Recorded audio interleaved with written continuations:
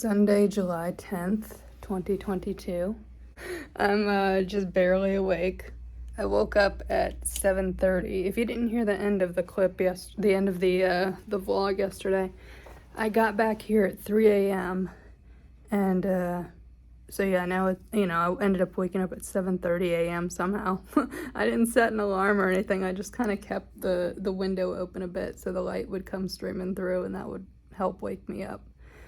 So I woke up at 7:30, I showered. I'm probably not gonna go get any coffee today. I don't know what the lines look like, if the pageant girls and their moms are still here, but all day yesterday the coffee shop was just full of people in line. Yesterday was fun. I ended up catching a ride over to the drive-in with Lee, and I thought he was here with his wife, but he ended up being here with Kurt from Twitter.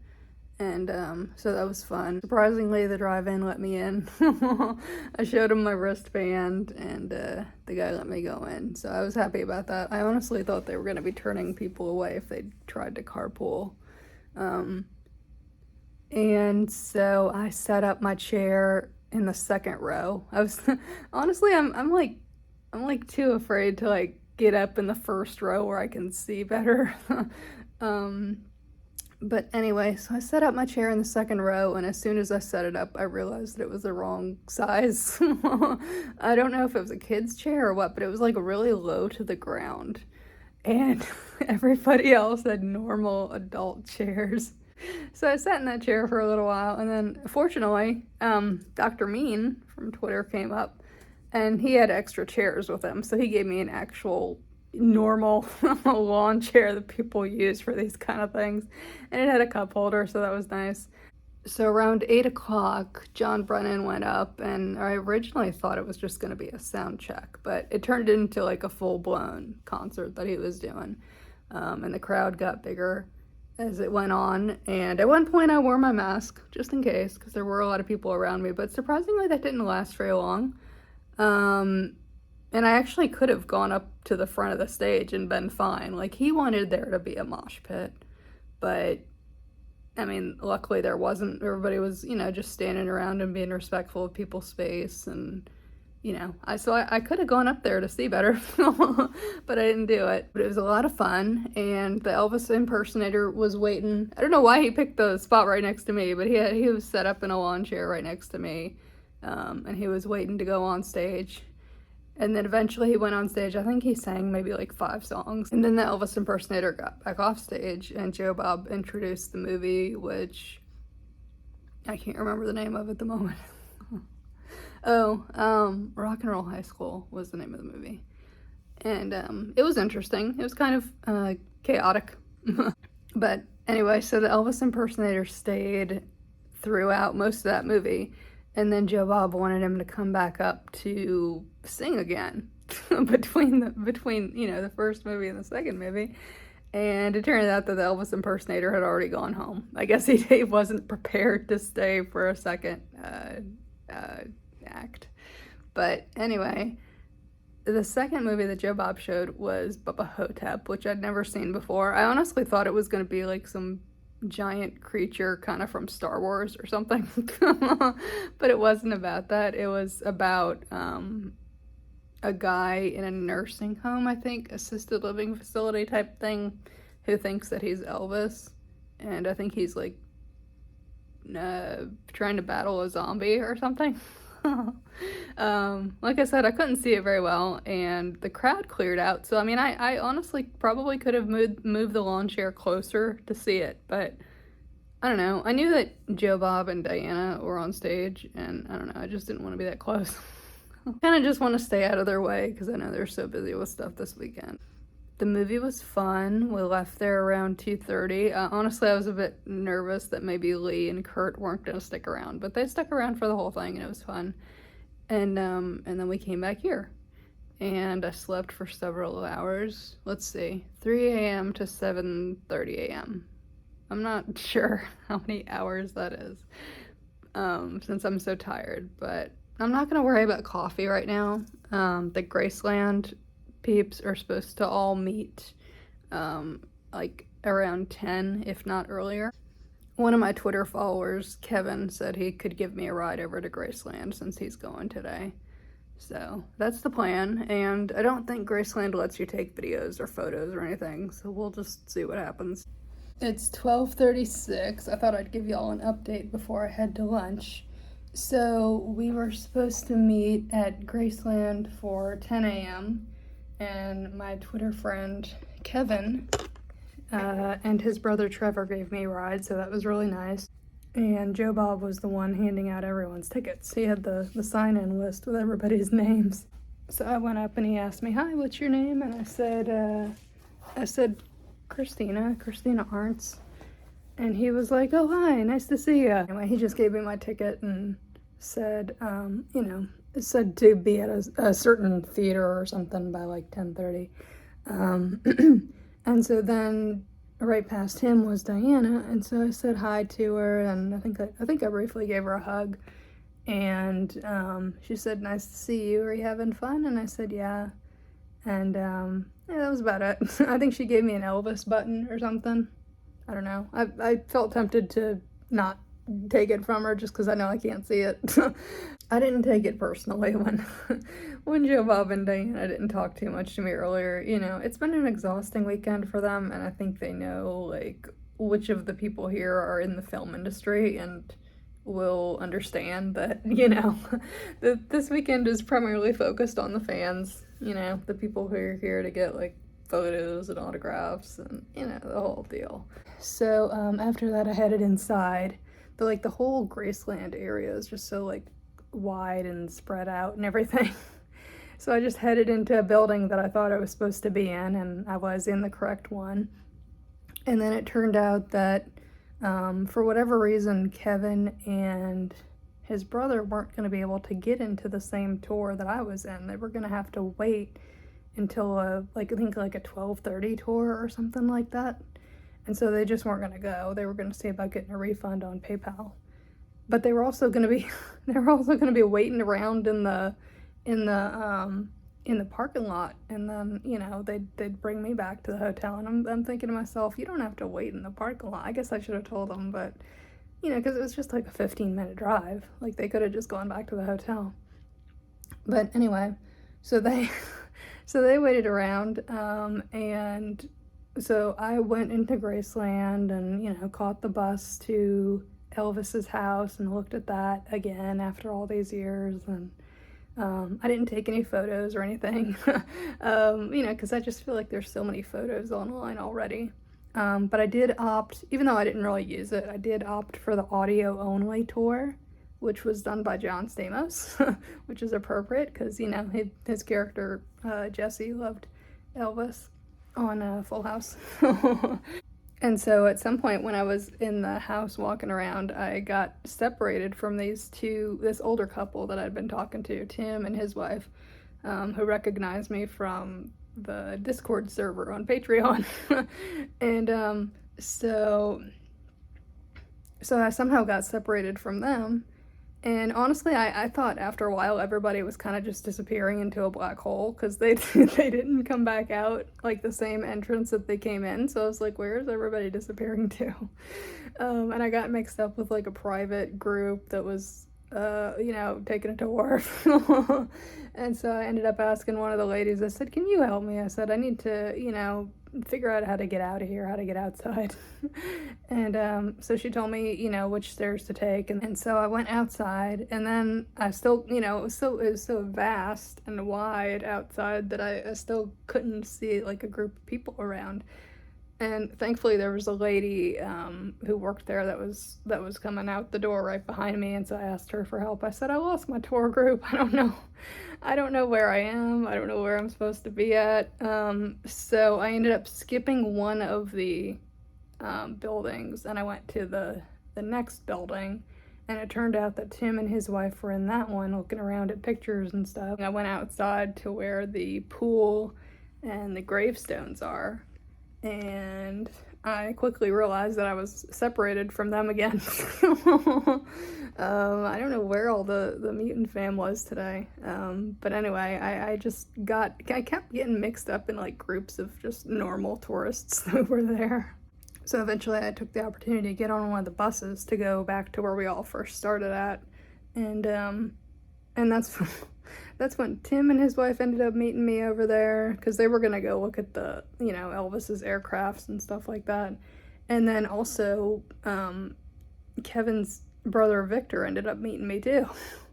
And by this time I had already secured a ride with Tim and his wife to get back to the hotel. It's just like I just kept losing people and finding them again and losing them. So like for a while I just wasn't sure which of these two ride options I was going to be taking.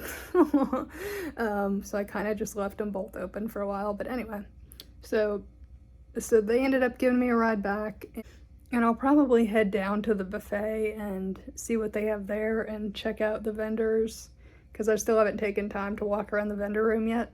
It's 1 o'clock. I just got back from downstairs, and I'll be honest with you, I have a headache right now.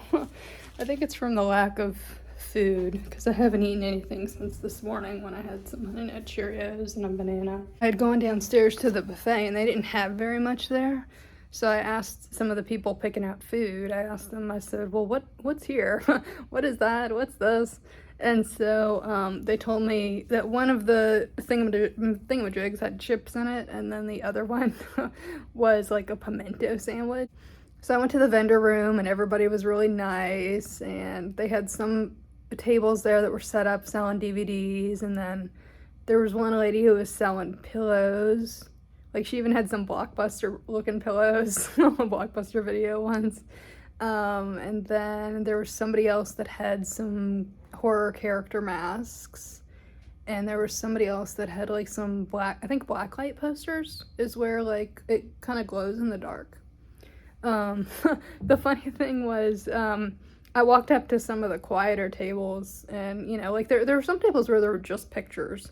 So I walked up to this one guy's table where there were a bunch of pictures, and I asked him, I said, I can't see very well. Do the pictures have like a certain theme or something? Like, is there a certain person in the photos? And like, he didn't mind me picking up the picture and holding it to my face and looking at it. So I looked at one of them, and then he handed me another one, and it said Dawn of the Dead, and he asked me if I've seen that movie, and I said no. And then he showed me another one, and he said that he used to be a football player? Super Bowl player? Or something like that. One of the photos said Fred Williamson on it, and I was like, oh, Fred Williamson? You're one of the guests at the convention. And so I shook his hand, and I said, nice to meet you, and introduced myself, and I said I'm in the film industry too, and I told him it's such a cool opportunity that he gets to be here for Joe Bob's Jamboree, and he agreed with me. And so I went to the next table, and there were two ladies sitting there, and there was a picture of like a blonde-haired woman, and one of the photos said Honey above it. So I asked, are these photos of Honey the Mail Girl? And one of the ladies was like, yep, that's me. And I said, oh, nice to meet you. And we talked for a minute, and she was telling me, she's not that into horror movies. And so I said, because, she doesn't like to go to sleep feeling scared. And so I said, sometimes I have to watch a horror movie in the daytime, and then the rest of the day just watch comedies, depending on what it is. She was really nice, but I didn't check out the entire room of vendors. I'm sure some of them really probably wouldn't have cared less if a blind girl just walks up and asks what they're selling, but I'm sure a lot of them really were trying to make sales, so I didn't want to continue walking around and talking to people because I felt kind of embarrassed that I wasn't buying anything. But I went ahead and I ordered a Red Robin because I wanted to check that out. I ordered a cheeseburger and fries and a root beer float.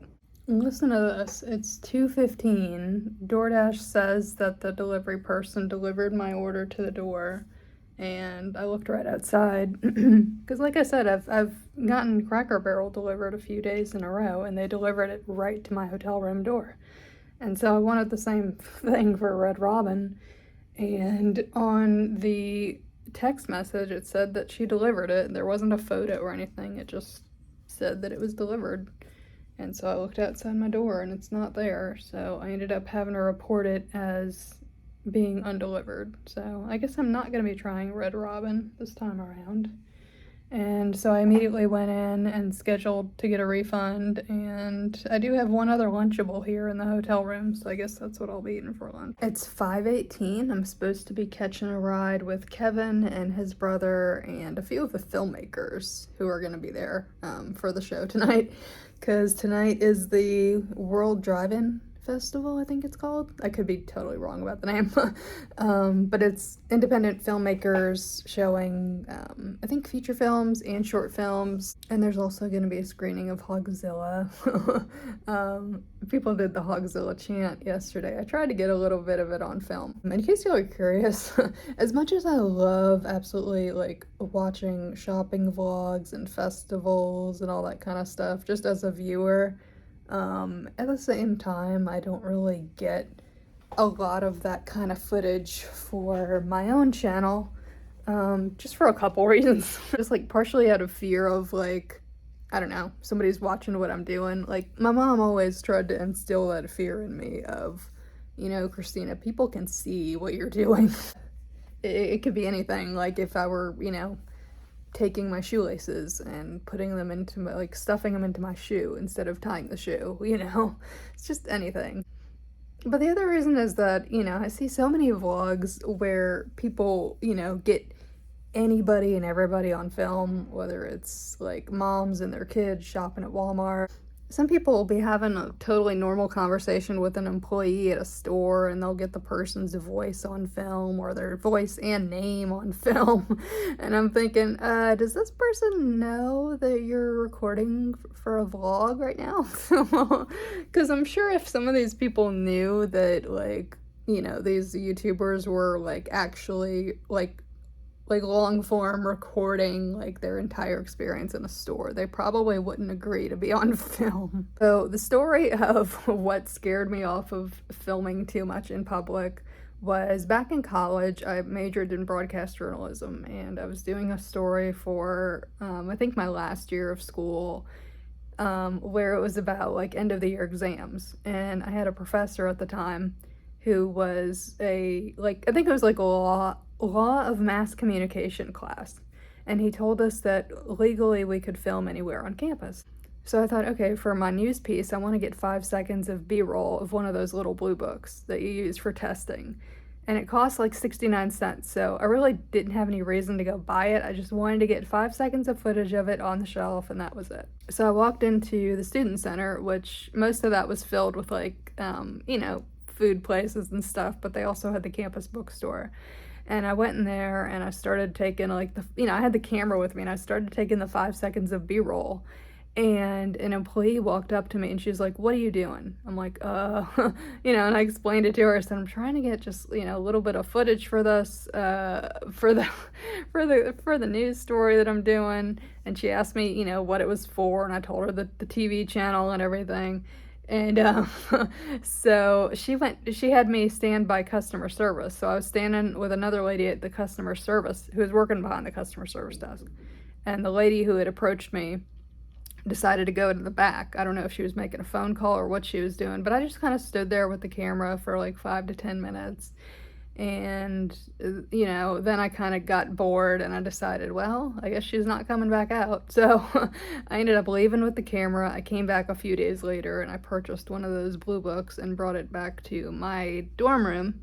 And, you know, just for the news piece that I was doing, I just pretended to write in it.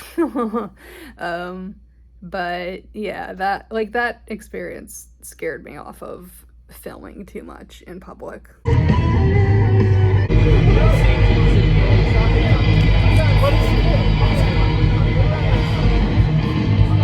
Get a view of how dark it is around here.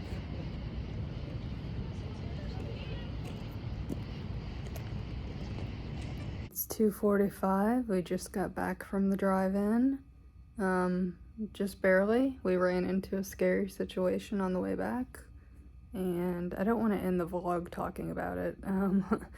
I'm still a little shaken up, and I just, you know, want to get some sleep. It was one of those situations where, you know, sometimes you're just not sure if you're gonna get out of there okay. But I'll talk about it in the next vlog. Good night.